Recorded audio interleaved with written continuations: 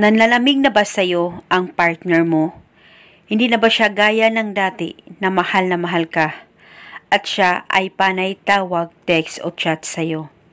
Kahit anong busy niya ay magawa pa rin niyang kontakin ka. At ngayon, nararamdaman mo na may pagbabago na sa kanya dahil bihira na lang siyang tumatawag, text o chat sa'yo. At nararamdaman mo rin na hindi na siya sabik na makita at makausap ka.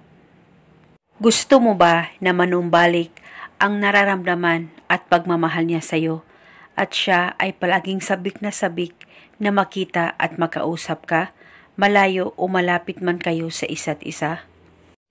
Pwes, gawin mo itong ritual na ituturo ko sa inyo ngayon. Dapat buo ang loob mo at 100% kayong naniniwala sa mga ganitong pamamaraan. At pwedeng gawin itong ritual sa kahit na anong araw o oras na gusto mo. Pwede ito gawin ngayon mismo sa oras na makita mo ang video na ito. Ang gagawin mo lamang, kumuha ka ng isang baso o isang garapon na asin. Huwag nyo lang po ito masyadong punuin. At pagkatapos, kumuha ka ng papel at panulat at isulat mo ang pangalan at apelyido ng target ng 3 beses. At pagkatapos, kumuha ka rin ng isang butil na bawang. Huwag nyo po itong balatan at ilagay ito sa papel na sinulatan mo at pagkatapos balutin mo lamang ito. At pagkatapos ay ibaon o itusok ito sa asin na nasa garapon o sa baso na inihanda mo.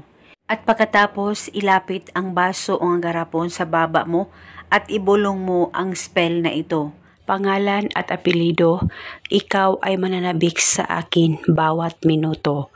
Ibulong mo lamang ito ng 3 beses. At pagkatapos, itago mo na itong ritual sa safe na walang makakakita at makakaalam. Itago ito pang matagalan at hindi na po ito kailangan pang bulungan mo araw-araw. At kung gusto mong gumawa ng panibago, ay itapon mo lamang ang asin, papel at ang bawang. At ganun pa rin ang gamitin mo na garapon o baso. At ulitin mo lang ang paggawa nito.